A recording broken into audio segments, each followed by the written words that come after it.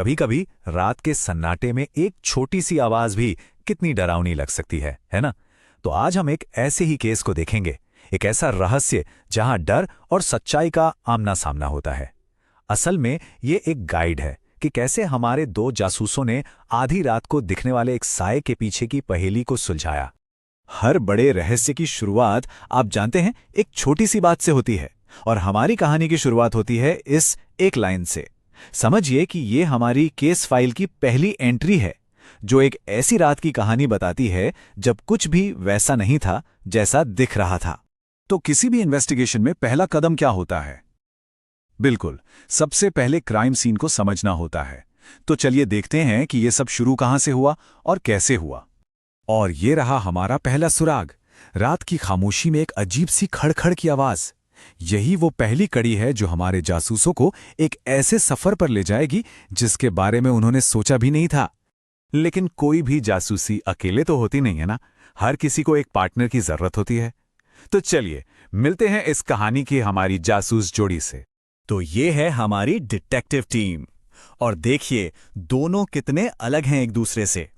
एक तरफ है मिमी, बिल्कुल कॉन्फिडेंट, सच जानने के लिए एकदम तैयार, और दूसरी तरफ है शेरू, जो थोड़ा डरा हुआ है। उसे लग रहा है कहीं कोई भूत वूत तो नहीं। अब सवाल यह है कि इस जोड़ी में से किसकी बात सही निकलेगी। हर रहस्य के दिल में एक सवाल होता है, एक ऐसी पहेली जिसे सुलझाना होता है। और यहां हमारी पहेली सीधी सी है, आखिर ये अजीब आवाज आ कहां से रही है? इसी का जवाब हमें सच्चाई तक ले जाएगा। और देखिए, एक अच्छी टीम की तरह उनके पास एक प्लान भी है। 3 सिंपल स्टेप्स। पहले घर में घुसना, फिर आवाज के पीछे पीछे जाना, और फिर पता लगाना कि आवाज आ कहां से रही है। सुनने में तो काफी आसान लगता है ना? पर क्या ये प्लान काम करेगा? चलिए उनके साथ चलकर ही देखते हैं। तो इन्वेस्टिगेशन आगे बढ़ती है, और बहुत जल्द उन्हें अपना पहला सस्पेक्ट भी मिल जाता है। एक पल को तो लगता है कि बस केस सॉल्व हो गया, पर क्या सच में? और अचानक से टेंशन बढ़ जाती है।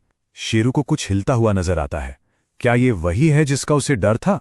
क्या वो सच में किसी भूत से मिलने वाले हैं? और फिर पर्दा उठता है। वो खतरनाक राक्षस कोई और नहीं बल्कि एक बेचारा छोटा सा चूहा निकलता है, जो बस अपना खाना ढूंढ रहा था। सारा डर, सारा सस्पेंस एक ही पल में हंसी में बदल जाता है। मिमी तो पूरे कॉन्फिडेंस से ऐलान कर देती है, केस क्लोज्ड। उन्हें लगता है कि उन्होंने मुजरिम को पकड़ लिया है, लेकिन क्या सच में? जैसा कि हम जानते हैं, हर अच्छी जासूसी कहानी में एक ट्विस्ट तो बाकी रहता ही है। ठीक उसी वक्त जब लगता है कि सब कुछ सुलझ गया है, एक नया सुराग सामने आता है जो पूरी बाजी पलट देता है। केस फिर से खुल चुका है, और इस बार ये पहले से कहीं ज्यादा डरावना है। बस एक शब्द जो पूरी कहानी का रुख मोड़ देता है। लेकिन इस एक शब्द के बाद कुछ भी पहले जैसा नहीं रहता। और इस बार ये हमारा डरा हुआ शेरू ही है जो नया क्लू लेकर आता है। एक दूसरी, बिल्कुल अलग आवाज। इसका मतलब चूहा तो कहानी का सिर्फ एक छोटा सा हिस्सा था। असली रहस्य तो अब शुरू हुआ है। और फिर अंधेरे से एक नया खौफ सामने आता है, एक बहुत बड़ी परछाई। अब ये किसी चूहे का खेल नहीं रहा, अब मामला सच में गंभीर हो गया है। तो अब हम कहानी के क्लाइमैक्स पर पहुंच गए हैं। सच्चाई सामने आने ही वाली है। ये वो पल है जहां हमारे जासूसों को अपने सबसे बड़े डर का सामना करना होगा। देखते हैं वो तैयार हैं या नहीं। और फाइनल खुलासा एक बार फिर सबको चौंका देता है। वो डरावनी परछाई किसी भूत या मॉन्स्टर की नहीं, बल्कि एक बूढ़ी सी प्यारी सी बिल्ली की थी, जो बस अपने घर वापस आ रही थी। एक बार फिर डर की जगह राहत ले लेती है। तो आखिर में सबक क्या मिला? मतलब दो बिल्कुल अलग अलग बातें हो रही थीं, जिनका आपस में कोई लेना देना नहीं था। एक चूहा था जो खाना ढूंढ रहा था, और एक पुरानी बिल्ली थी जो अपने घर लौट रही थी, बस। और इन दोनों ने मिलकर एक बड़ा रहस्य बना दिया, और उससे भी बड़ा डर पैदा कर दिया। और यही इस पूरी कहानी का निचोड़ है। डर अक्सर जानकारी की कमी से पैदा होता है। जैसे ही मिमी और शेरू ने असलियत का पता लगाया, डर खुद ब खुद गायब हो गया।